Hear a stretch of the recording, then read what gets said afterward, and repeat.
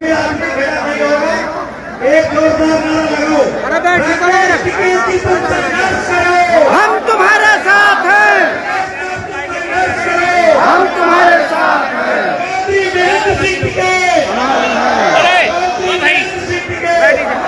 अरे लाठी क्यों कर रहे हैं भाई? अरे कैमरा मत छोड़ना भाई। मैं आमंत्रित करता हूँ, जितना आपको इंतजार था, किसानों के मुखिया, किसानों के विश्वव्यापी नेता चौधरी राकेश टिकैत आपको संबोधित करेंगे। आप बैठ जाएंगे। कौन भैया? अरे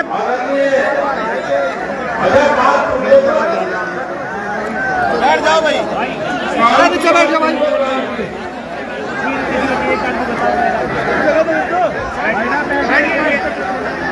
अरे बैठ जाओ, आप बैठोगे तो ठीक रहेगा। यहाँ पे बैठ जाओ, जल्दी बैठ जाओ। फिर मुझे लड़ाई क्या करते हैं? बैठ जाओ, नहीं बैठ जाओ। इन्हें प्रेस वालों को रहने दो, आप प्रेस वालों को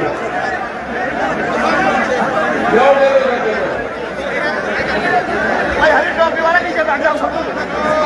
अरे आप सब बैठिए, मीडिया को स्पेस दीजिए। आप बैठिए, अजय तुम लोग बैठ जाओ। बैठो बैठो।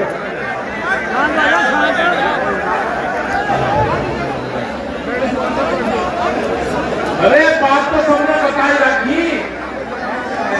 मैं क्या और आदमी वो बता रहा, थोड़ी सी काम की बात है, वो बता दो। आदरणीय अध्यक्ष, एक मिनट रुक जाओ। ऐसा नहीं, ऐसा ना करें। ये दिल्ली तक के प्रेस के लोग दिल्ली से भी आए हैं। बसों में बैठ पाए ऐसे धक्के मत मारोगे। इनका बड़ा योगदान है। बात सुनो, ये ऊपर वाला ऊपर है, ये भी काम पूरा करे। करो भाई, बैठ जाओ। अरे ठीक है बहन, क्या? अरे रामलीला हो जाए यहाँ से। अरे ठीक मिला कोई बात नहीं। आदरणीय अध्यक्ष जी, किसानों, नौजवान साथियों, सभी जगह से जो पदाधिकारी आए, समस्त संयुक्त मोर्चे के लोग बहुत बड़ी संख्या में लखनऊ में आए। हरियाणा, पंजाब से बस लेकर लोग आए। उत्तर प्रदेश से बहुत जिलों से लोग यहाँ पे आए और भिन्न संगठनों के लोग। इस आंदोलन की एक खूबसूरती रही है कि इसने कभी किसी के झंडे से ऐतराज नहीं करा कि कोई कैसे झंडा लगाओ। ये जो रंग बिरंगे झंडे आपको दिखते हैं, एक साल में जो आपस का जो गठबंधन बना है, ये जो खूबसूरत गठबंधन बना है कि कोई कितने भी झंडे लगा लो, कोई किसी का भी झंडा पकड़ लगता है, क्योंकि सबके मुद्दे एक हैं। पहले हम दिल्ली में आंदोलन करते थे तो अलग अलग संगठन पर करते थे, अलग अलग बैनर पर करते थे। लेकिन जो आपके जो मसले हुए, जो भारत सरकार के खिलाफ एक आंदोलन चला, उसमें सब लोग एकजुटता से दिखाई। एक साल लगा हमको अपनी भाषा में अपनी बात कही, पीटीआई से। लेकिन जो दिल्ली की चमकीली कोठियों में बैठने वाले लोग थे, उनकी भाषा दूसरी थी। उस भाषा का ट्रांसलेट में, उनको समझाने में जो कुछ लोग थे जो आते थे बातचीत करने, हमको करीब 12 महीने का टाइम लगा कुछ लोगों को अपनी बात समझाने में कि जो एक कानून आप लेकर आए हैं, इस कानून से देश के किसान, गरीब, दुकानदार, उनको नुकसान होगा। उनकी भाषा जो सर्वे करे तो उनकी जो समझ है, वो एक साल बाद में समझे कि इन कानूनों से नुकसान है। वे कानून उन्होंने वापसी लेने की घोषणा की, लेकिन कटाफ के साथ में, जैसे कोई लड़ाई करके और फिर भागता है, गाली देता हुआ भागता जाता है कि आइए देखूंगा, आइए देखूंगा। मतलब बात तो करी, बात तो ठीक नहीं कि मैं वापसी ले रहा हूं, लेकिन उसके बाद में भी किसानों को भी बांटने का काम करा कि कुछ लोग, हम कुछ लोग हैं, हम कुछ लोगों को समझाने में नाकाम रहे, देश से माफी मांगते हैं। देश का प्रधानमंत्री न देश से माफी मांगे, न ये माफी मांगने से इन किसानों को फसलों के रेट मिलेंगे, इनको रेट मिलेंगे एमएसपी पे गारंटी कानून बनाने से। इन किसानों का भला होगा, इन मजदूर का भला होगा, इन दुकानदारों का भला होगा, देश में पॉलिसी बनने से।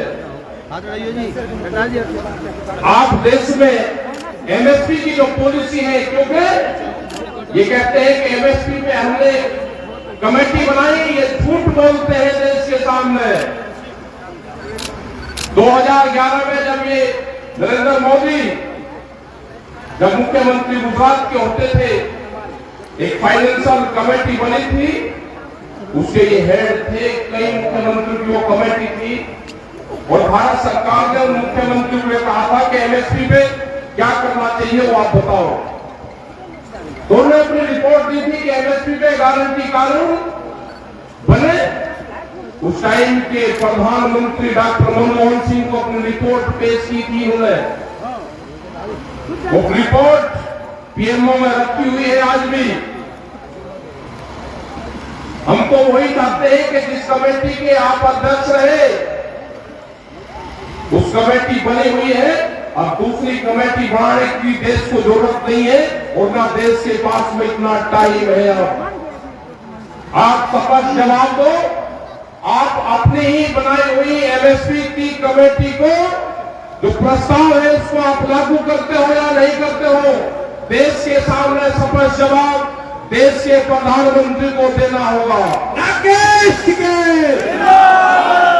उसमें स्पष्ट जवाब है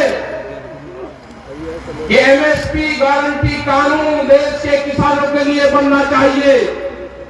वो मिनिमम सपोर्ट प्राइस, जिसका जो मैकेनिज्म है, जो बनाने का फार्मूला है, वो भी गलत है, लेकिन हमने वो भी माना। इन्होंने अपने घोषणा पत्र में कहा कि हम स्वामीनाथन कमेटी की रिपोर्ट को लागू करेंगे। इन्हें देश की जनता के सामने झूठ बोल के वोट लिया, स्वामीनाथन कमेटी की रिपोर्ट को लागू नहीं करा। जो C2+50 वाला फार्मूला था वो देश को लागू नहीं करा। उसके हिसाब से गेहूं का भाव 3200 रुपया क्विंटल बैठता है। हमने कहा कि हम अभी मार्केट का भी मांग नहीं कर रहे। मार्केट के हिसाब से 15,000 रुपये क्विंटल गेहूं का भाव बैठता है। अगर 1967 को आधार वर्ष माना जाए, 3 क्विंटल गेहूं में 1 तोला सोना आता था। आज भी 3 क्विंटल गेहूं में हमको 1 तोला सोना दे दो, आप इस तरह के 20 कानून भी ले आओगे, हम उन कानूनों का भी मुकाबला करेंगे। अब देश की जनता जाग चुकी है, आपको जवाब देना होगा। और ये देश के लोग भी समझ ले, ये जो नौजवान है ये भी समझ ले। यहाँ पे बहुत से आंदोलनकारी लोग आए, बहुत से हमारे नौजवान साथी आए, यहाँ पर बैठे हुए हैं, जो टीचर जो धरने में बैठे हुए हैं, उन्होंने कहा कि हमारी भर्ती में धांधली करी गई। धांधली तो होगी, अब ये सरकारी नौकरियां नहीं देंगे, धांधली होगी। पूरे देश को प्राइवेट देंगे, प्राइवेट कंपनी का हाथ देंगे, ये धांधली होगी। अभी जो सरकारी एम्बुलेंस है उसके जो ड्राइवर थे वे आए कि हमको हटा दिया गया। उनने अगर मानदेय की बात करी तो उनको हटा दिया गया। पूरा देश प्राइवेट मंडी बनने जा रहा है। आपको जागना होगा। जो 2 करोड़ युवा रोजगार जिनको देने की बात करी थी, रोजगार की गारंटी देने की बात करी थी अपने घोषणा पत्र में, वे 14 करोड़ नौजवान तैयार रहे। संघर्ष जारी रहेगा। भी संघर्ष विश्राम की घोषणा हमने नहीं करी, जिंदाबाद। विश्राम की घोषणा भारत सरकार ने करी। हमने वो प्रस्ताव अभी ठुकरा दिया, हमारे मसले बहुत है अभी।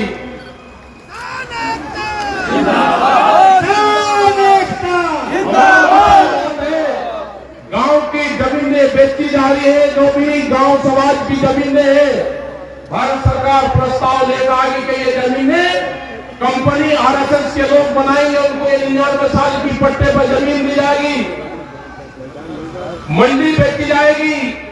आपको कहते हैं कि मंडी के बाहर आप अपना अनाज बेच लो। इसका मतलब जब मंडी कमजोर हो जाएगी तो कहेंगे कि मंडी कमजोर होगी, इसकी आमदनी कम है। उन मंडी की जमीन को बेचा जा रहा है।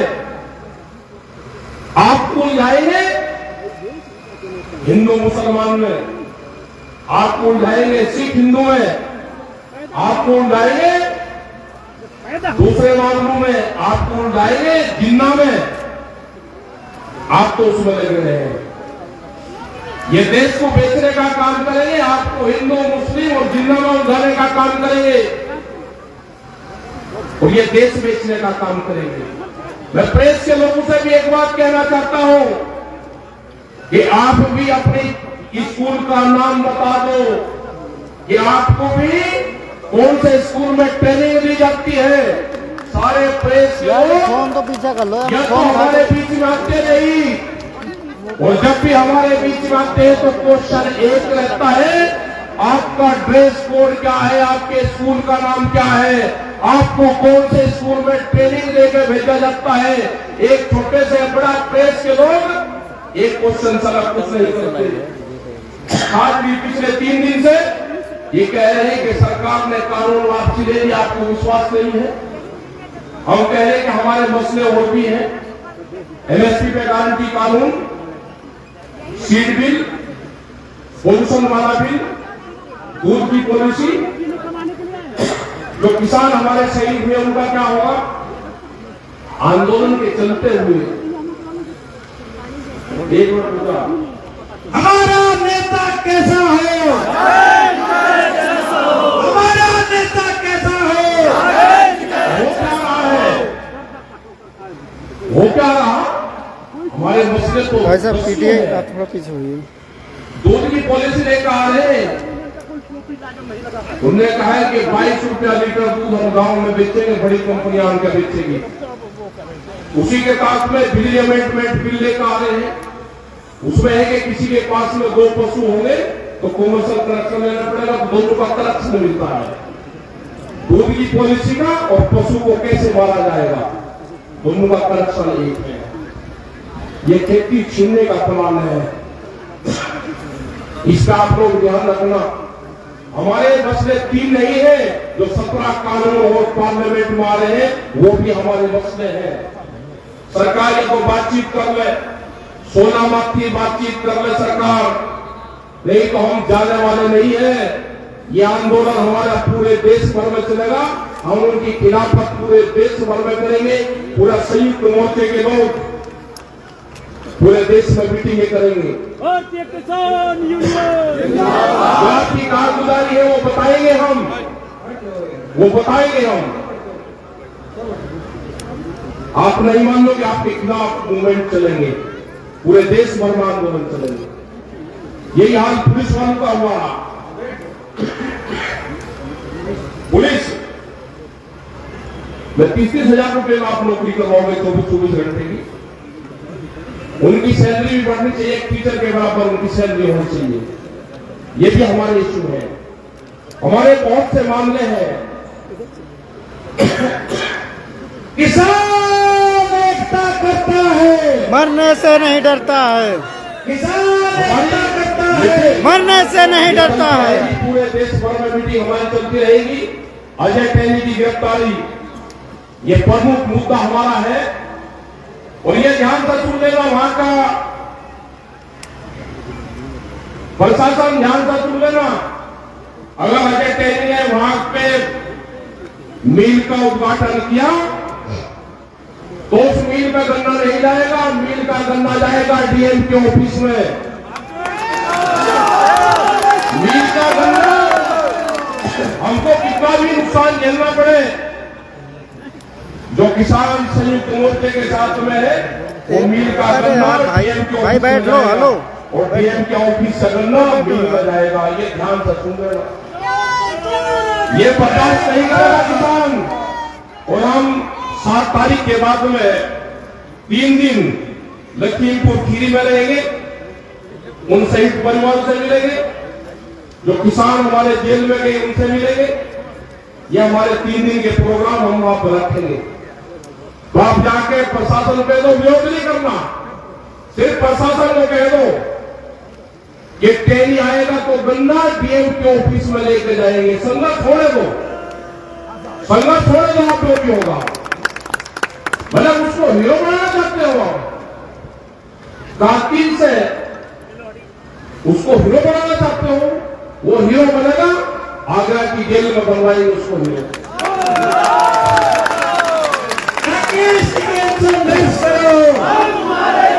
अगर कश्मीर के आतंकवादी आगरे की जेल में आ सकते हैं तो किसानों का हत्यारा वो भी आतंकवादी है, वो भी आगरे की जेल में जाएगा। हमारे मसले बहुत है, सरकार हमसे बातचीत कर ले, बातचीत से इसका समाधान निकाल ले। जिस हिसाब से देश के प्रधानमंत्री ने बातचीत करी, बहुत मीठी बात करी, शहद से भी मीठी आवाज की। हमको खतरा लगता है देश का प्रधानमंत्री इतनी मीठी बात करे, हमको शक होता है पूर्ण रूप से।